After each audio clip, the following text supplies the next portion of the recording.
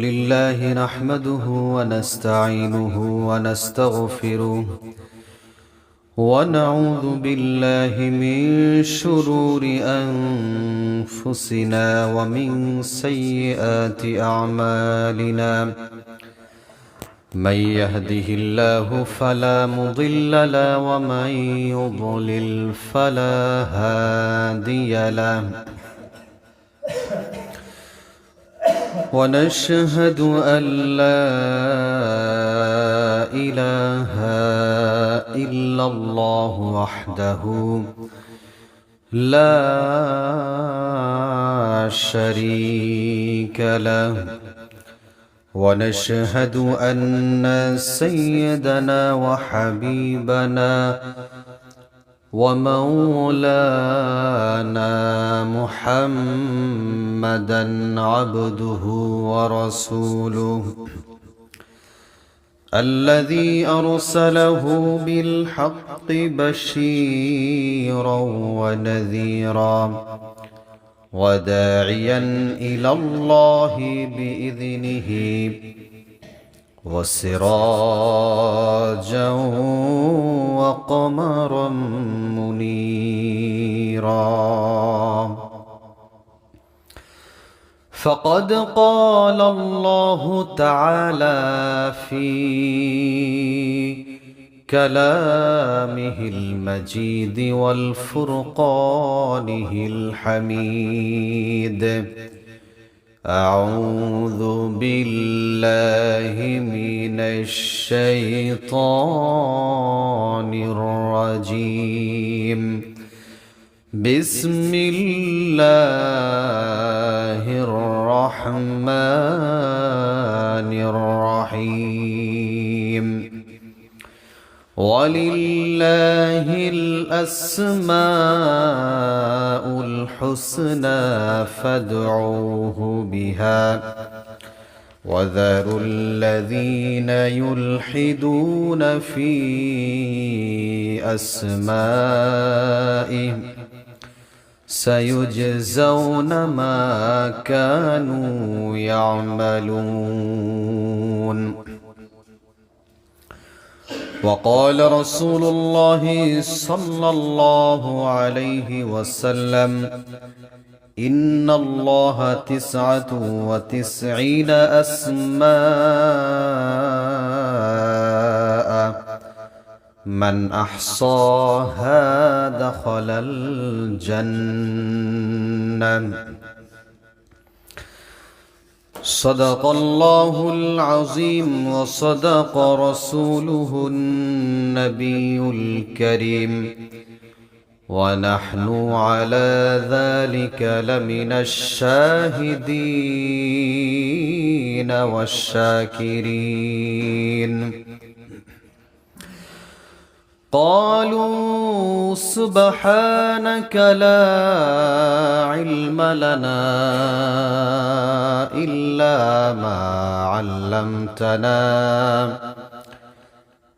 إنك أنت العليم الحكيم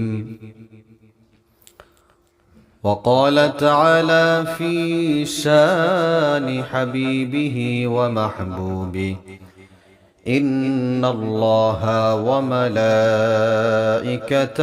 يصلون على النبي يا أيها الذين آمنوا صلوا عليه وسلموا تسليما اللهم سيدنا مولانا محمد وعلى آل سيدنا شفيعنا محمد اللهم صل على سيدنا مولانا محمد وعلى آل سيدنا شفيعنا محمد هو الحبيب الذي ترجع شفاعته لكل هول من الأهوال مقتحم اللهم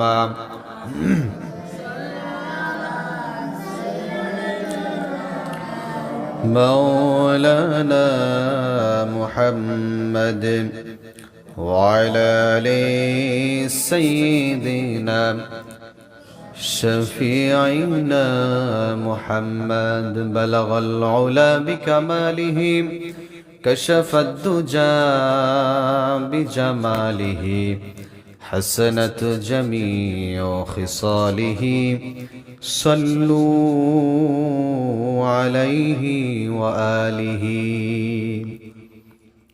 الحمد لله معزز محترم মুসাল্লি নিজাম মহান আল্লাহ সুবহানাহু ওয়া তাআলার দরবারে লাখ কোটি শুকরিয়া আদায় করি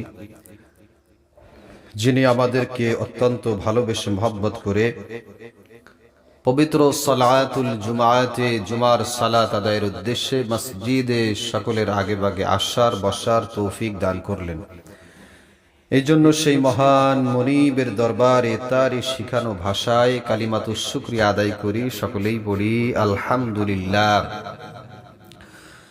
দরুদ ও সালাম পেশ করি সর্বকালের সর্বযুগের সর্বশ্রেষ্ঠ মহামানব রহমাতুল লিল আলামিন সাইয়্যিদুল মুরসালিন খাতামুন নবিয়্যিন মুহাম্মদ আরবি বিশ্বনবী জনাবে মুহাম্মদুর রাসূলুল্লাহ পড়ি সাল্লাল্লাহু আলাইহি ওয়াসাল্লাম। আরো একবার কৃতজ্ঞতা জ্ঞাপন করি যে আল্লাহ সুবহানাহু ওয়া তাআলা এই প্রচন্ড শীতের ভিতরেও আমাদেরকে এখনো পর্যন্ত সুস্থ রেখেছেন, ভালো রেখেছেন। মসজিদের মুসাল্লায় সকলের আগে ভাগে আসতে পেরেছি, এই জন্য আরো একবার কৃতজ্ঞতা জ্ঞাপন করি, পড়ি আলহামদুলিল্লাহ। সম্মানিত মুসাল্লিয়ান ইকরাম, আমি আপনাদের সম্মুখে পবিত্র কুরআনুল কারীম থেকে একটি আয়াতে কারীমা তিলাওয়াত করেছি। রাসূল করিম সাল্লাল্লাহু আলাইহি ওয়াসাল্লামের অসংখ্য অগণিত হাদিস থেকে একটি হাদিস আপনাদেরকে শুনিয়েছি। এই আয়াত এবং হাদিসের আলোকে নির্দিষ্ট সময়ের ভিতরে আমলের নিয়াতে ইখলাসের সাথে কিছু আলোচনা করা এবং আমরা শোনার চেষ্টা করব। আল্লাহ সুবহানাহু ওয়া তাআলা আমাদের সকলকে সে তৌফিক দান করুক, সকলে পড়ি আমিন। প্রাণপ্রিয় মুসাল্লিয়ান ইকরাম, শীতের সিজন আসলেই আমরা মোটামুটি একটু দেখতে পাই যে বিভিন্ন জায়গায় মানুষ মারা যাচ্ছে, কিন্তু দুর্ভাগ্য বিষয় যে এত নিউজ পাওয়ার পরেও আমাদের ভিতরে খুব একটা পরিবর্তন নাই। তো আল্লাহর কাছে হেদায়েতের জন্য দোয়া করা যে আল্লাহ তাআলা যেন আমাদেরকে, নিজেদেরকে এবং পরিবার, এলাকাবাসী সকলের জন্য কু আনফুসাকুম ওয়া আহলিকুম নারা, যে নিজে বাঁচো, পরিবার, আহাল পরিবার এবং সমাজ সবাইকে যেন আল্লাহ তাআলা বাঁচিয়ে দেয়। এই হেদায়েতের দোয়া সকলের করার দরকার আমাদের রয়েছে। তো প্রিয় মুসাল্লিয়ান ইকরাম, আমি গত জুমায় যে বিষয়ে আলোচনা করছিলাম আপনাদেরকে তাওহীদ সম্পর্কে, আল্লাহ সুবহানাহু ওয়া তাআলার যে তাওহীদের যে শেষ স্টেপটা তাওহীদুল আসমা ওয়াস সিফাত, আল্লাহ তাআলার গুণবাচক যেই নাম, সিফাতি নাম, এই নামের উপরে মোটামুটি কিছুটা শুনেছি। তাওহীদ আসমা ওয়াস সিফাত, আল্লাহ তাআলার গুণ বা বৈশিষ্ট্য, যেমন রব্বুল আলামিনের কাছে আমরা বিভিন্নভাবে তাকে সম্বোধন করে ডাকতে পারি। তার কিছু আমরা দৃষ্টান্ত দেখেছিলাম যে আল্লাহ তাআলাকে রব বলেও ডাকা যায়, তাহলেও তিনি খুশি হন। আবার রহমান রহিম বলে ডাকলেও তিনি খুশি হন। তার দয়া কত বিশাল। তো এই বিষয় সম্পর্কে আমরা আরো বিস্তারিত এই জুমাই শেষ করে দেব ইনশাআল্লাহ। তাওহীদুল আসমা ওয়াস সিফাত, আল্লাহ তাআলার গুণ, বৈশিষ্ট্য, তাকে চেনার একটা অন্যতম মাধ্যম। মানুষ মানুষকে চেনে তার গুণের মাধ্যমে, কর্মের মাধ্যমে। একজন মানুষকে আপনি চিনতে হলে তার কিছু বৈশিষ্ট্য থাকা লাগবে, হয়তো তার পরিচয় পেতে হলে তার কিছু গুণের মাধ্যমে আপনি তাকে চিনবেন, না হলে তার নামের মাধ্যমে, যে অমুক নামটা বললে আপনার ভিতরে কাজ করবে যে অমুক ব্যক্তি এই লোকটা। ঠিক তেমনি আল্লাহ সুবহানাহু ওয়া তাআলা রয়েছে বিশাল গুণ, যার গুণের কিনারা খুঁজে পাওয়া যাবে না। অসংখ্য গুণবাচক যেহেতু নাম ৯৯টা নবী আলাইহিস সালাতু ওয়াস সালাম বলেছেন, কিন্তু তার গুণের, তার বৈশিষ্ট্য, এটা মানে কোনোভাবেই শেষ করা সম্ভব না। আল্লাহ সুবহানাহু ওয়া তাআলার রয়েছে এরকম অনেক গুণ, যেই গুণগুলো বিশ্লেষণ করলে যে সারা জীবন শুধু আল্লাহর প্রশংসা, আল্লাহর গুণ, নৈকট্য, এগুলো খুঁজতে খুঁজতেই মানুষের জীবন শেষ হয়ে যাবে। তো আল্লাহ সুবহানাহু ওয়া তাআলার যেই গুণগুলো বিশেষ মর্যাদাপূর্ণ, সেই গুণের আয়াতগুলো আল্লাহ তাআলা বিশেষ মর্যাদা দান করেছেন।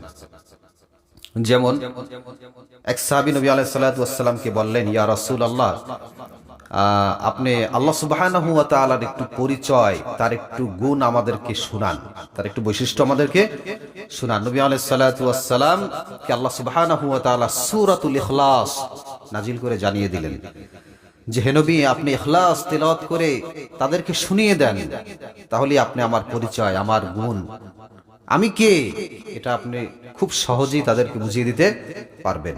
আল্লাহ কুল হুয়াল্লাহু আহাদ, আল্লাহ এক, আল্লাহুস সামাদ, তার কোনো মুখাপেক্ষী নাই।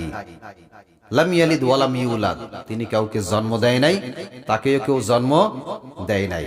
ওয়া লাম ইয়াকুল লাহু কুফুয়ান আহাদ, তার সমতুল্য কেউ নাই। এখান থেকে আমরা এই সূরাটা খুব ছোট হতে পারে, কিন্তু এর তাৎপর্য, এর সিগনিফিকেন্স এত ব্যাপক যদি ব্যাখ্যা করা হয় যে আল্লাহ তাআলার আলোচনা, এখানে ব্যাপক আলোচনা রয়েছে। তো পবিত্র কোরআনুল কারিমে আল্লাহ তাআলার যে গুণবাচক যে সূরাগুলো আছে, এই সূরাগুলোর মর্যাদা কম না বেশি? অনেক বেশি। যেমন সূরা ইখলাস যদি আপনি একবার তেলাওয়াত করেন, পবিত্র কোরআনুল কারিমের 1/3 খতম করার সওয়াব তার আমলনামায় আল্লাহ তাআলা দান করবেন। সুবহানাল্লাহ।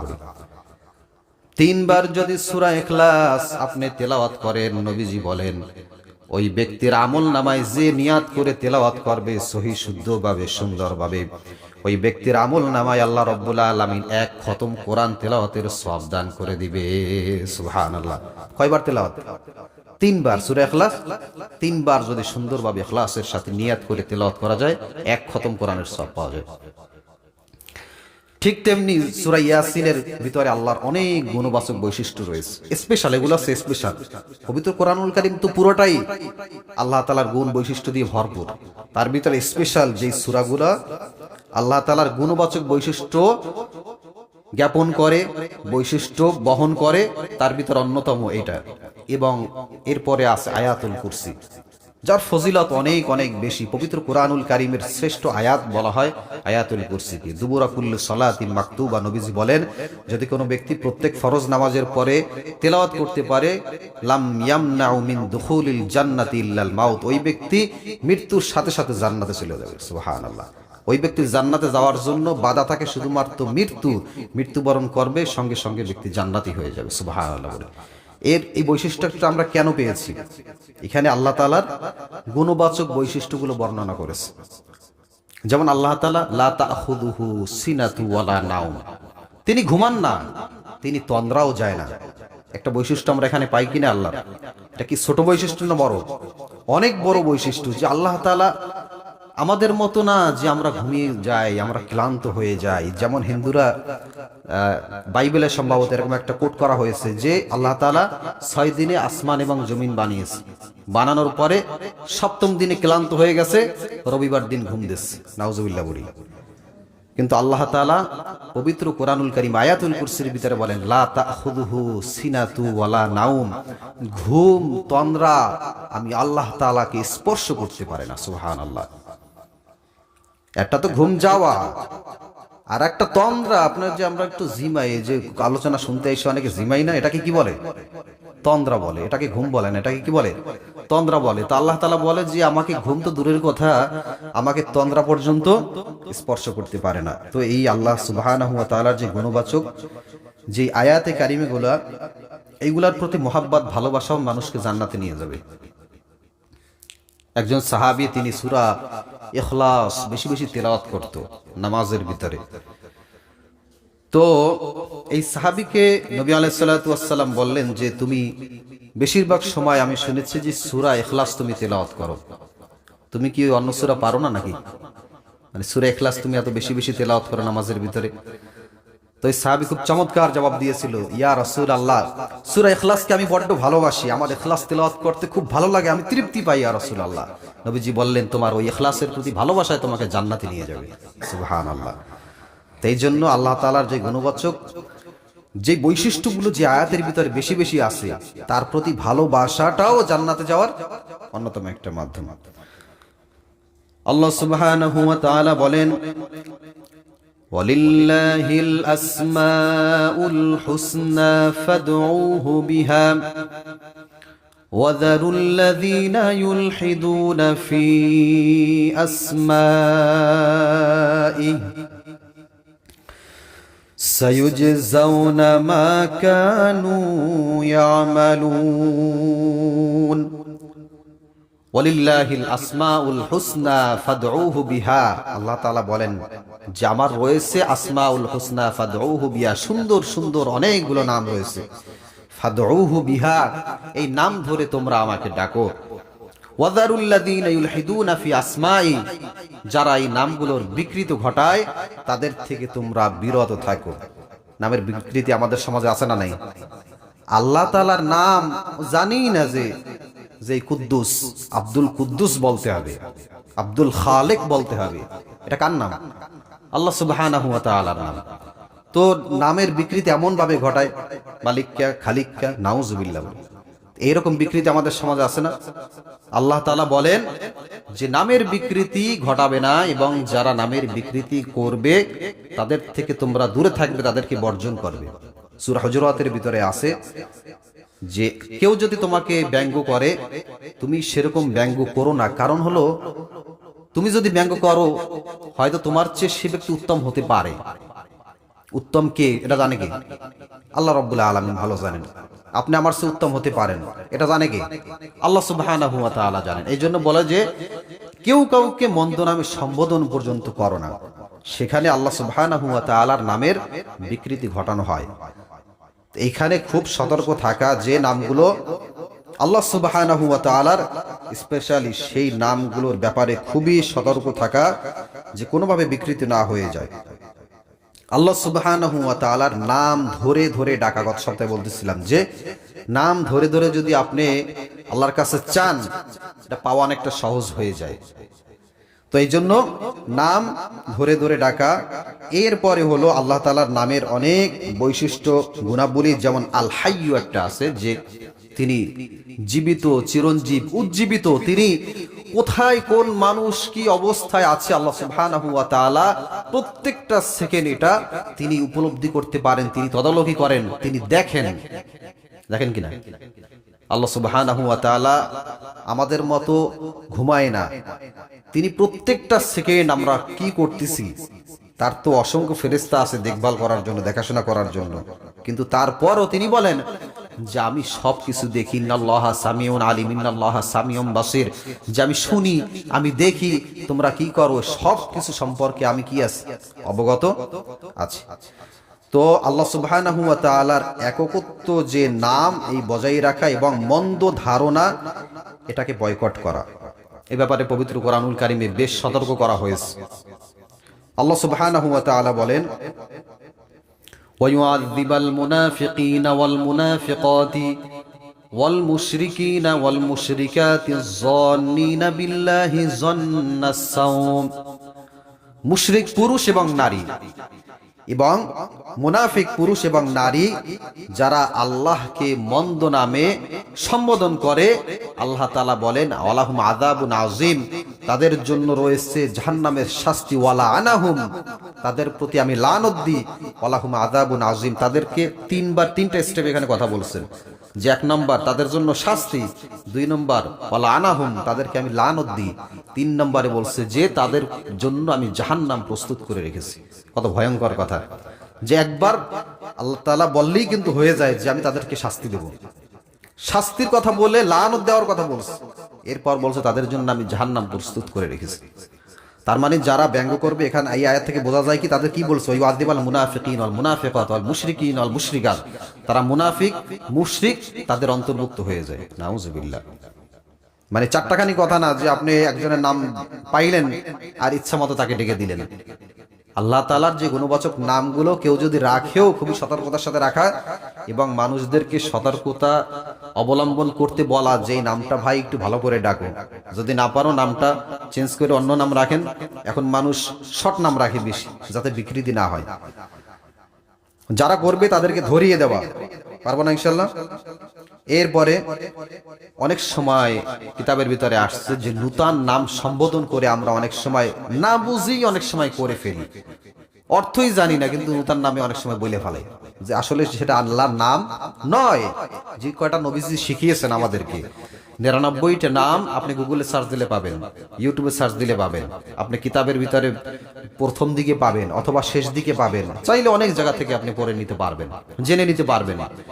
কিন্তু এর বাহিরে আপনি নূতন করে নাম ক্রিয়েট করে, নূতন করে সৃষ্টি করে আপনি তারপরে যে আল্লাহ তাআলাকে সম্বোধন করবেন, এটার ব্যাপারে নিষেধাজ্ঞা আরোপ করা হয়েছে। যে আল্লাহ তাআলা রাগ করেন, আল্লাহ তাআলার রাগটা তো আল্লাহ তাআলার মতোই, এটা তো আপনার আমার বোঝার দরকার নাই যে তার মানে আল রগীব, গজীব, এরকম কিছু নাম আমরা আবিষ্কার করে বলি যেগুলো বলার কারণে গুনাহ হয়ে যায়। আল্লাহ তাআলাকে আল্লাহ তাআলা যেভাবেই যার বৈশিষ্ট্য আছে, কিন্তু আমরা জানি এই কয়টা নাম, এই নাম ধরে ধরে সম্বোধন করব, বাকি আমরা নিজে থেকে তৈরি করে আলাদা করে আল্লাহ তাআলার কোনো নাম দিয়ে আমরা মনে করতেছি যে এই নামে বললে মনে হয়, এরকম করে ডাকলে মনে হয় আল্লাহ তাআলা খুশি হবে। না, নবীজি কিছু বাদ রাখেন নাই, আল্লাহ তাআলা কোরআনে কিছু বাদ রাখেন নাই, এই নামগুলো ধরে ডাকলেই আল্লাহ তাআলা খুশি হয়ে যাবে, ঠিক কিনা? আল্লাহ সুবহানাহু ওয়া তাআলা বোঝার তৌফিক দান করুন। তো যে কথা বলতেছিলাম, আল্লাহ তাআলার জ্ঞান সব জায়গায় ছড়িয়ে আছে, কোনো জায়গায় বাদ নাই। وعنده مفاتح الغيب لا يعلمها إلا هو ويعلم ما في البر والبحر وما تسقط من ورقة إلا يعلمها ولا حبة في ظلمات ولا في الأرض ولا أصغر من ذلك ولا أكبر إلا في كتاب مبين। আল্লাহ তাআলা বলেন ওয়াইনদাহু মাফাতিহুল গায়বি লা ইয়ালামুহা ইল্লা হু, গায়েবের জ্ঞান কেবলমাত্র একমাত্র আমি রব্বুল আলামিনের কাছে রয়েছে। লা ইয়ালামুহা ইল্লা হু ওয়া ইয়ালামু মা ফিল বাররি ওয়াল বাহর, কোন কীট পতঙ্গ সমুদ্রের নিচে ঘুমিয়ে আছে, না খেয়ে আছে, কি অবস্থা আছে, কোন পাতাটা ঝরে, কোন পাতাটা ঝরে না, কোনটা মৃত্যু অবস্থায় আছে, মৃত্যুকণায় পরিণত হয়ে গেছে, কোনটা কোন মুহূর্তে ঝরবে আর কোনটা কোন মুহূর্তে ঝরবে না, পাতাটার জ্ঞান পর্যন্ত আমি আল্লাহ রব্বুল আলামিন আমার গ্রন্থের ভিতরে লিপিবদ্ধ করে দে। সুবহানাল্লাহ। আল্লাহ সুবহানাহু ওয়া তাআলার জ্ঞান যে কেমন জ্ঞান, এটা আপনার কল্পনায় মানে আনা কঠিন হয়ে যাবে, যে এমন জ্ঞান আল্লাহ সুবহানাহু ওয়া তাআলার রয়েছে। আল্লাহ সুবহানাহু ওয়া তাআলা কেমন জানেন?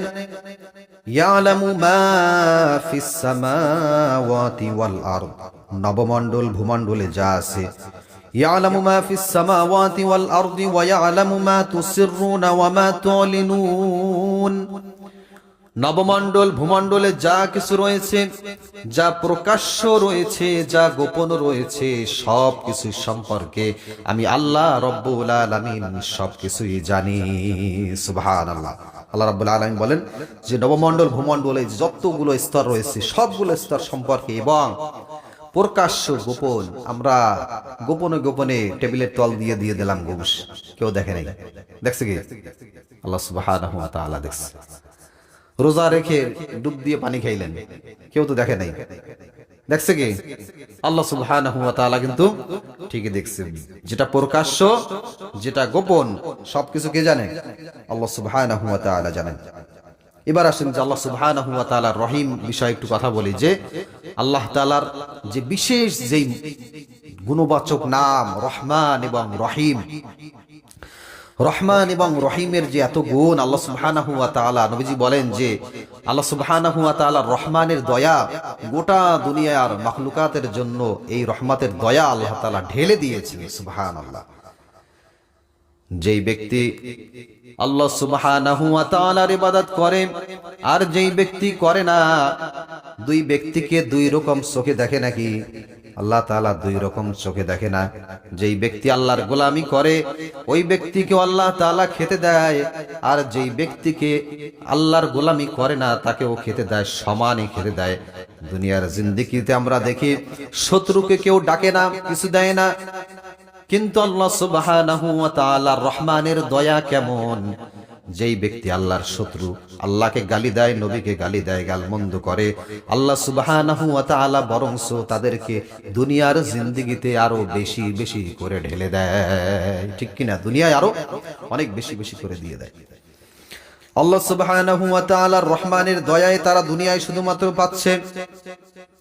আল্লাহ সুবহানাহু ওয়া তাআলার আরেকটা দয়া হলো রহিমের দয়া। যেই রহিমের দয়া কেবলমাত্র একমাত্র ইমানদার ব্যক্তি, মুমিন ব্যক্তিগণ শুধুই মাত্র পাবে, আর কেউ পাবে না। রহিমের দয়া শুধুমাত্র ইমানদার ব্যক্তিরাই পাবে। চিন্তা করতেছি যে আমরা তো নামাজ না পড়লেও আল্লাহ তাআলা আমাকে দিব্যি ভালো রাখছে, খেতে দিচ্ছে।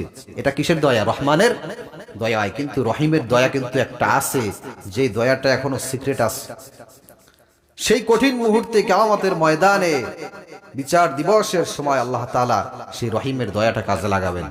যারা আল্লাহর নৈকট্য লাভে কষ্ট করে এই শীতের সিজনে ওযু বানিয়ে ফজর সালাতে আসছে, আর যে ব্যক্তি কম্বলের ভিতর আরামে ঘুমাইছে, দুই ব্যক্তি কি সমান? সমান? বোঝেন নাই কথা? দুই ব্যক্তি সমান না। তো আল্লাহ তাআলা তার প্রতি তো একটা আলাদা দৃষ্টি করবেন কিনা? তো আল্লাহ সুবহানাহু ওয়া তাআলার রহিম দয়ায় সেই দিন আমরা পার পেয়ে যাব। আল্লাহ সুবহানাহু ওয়া তাআলার রহমতের দয়া দুনিয়ায় কি পরিমাণে আল্লাহ সুবহানাহু ওয়া তাআলা আমাদেরকে রহমত করেছেন, দয়া করেছেন।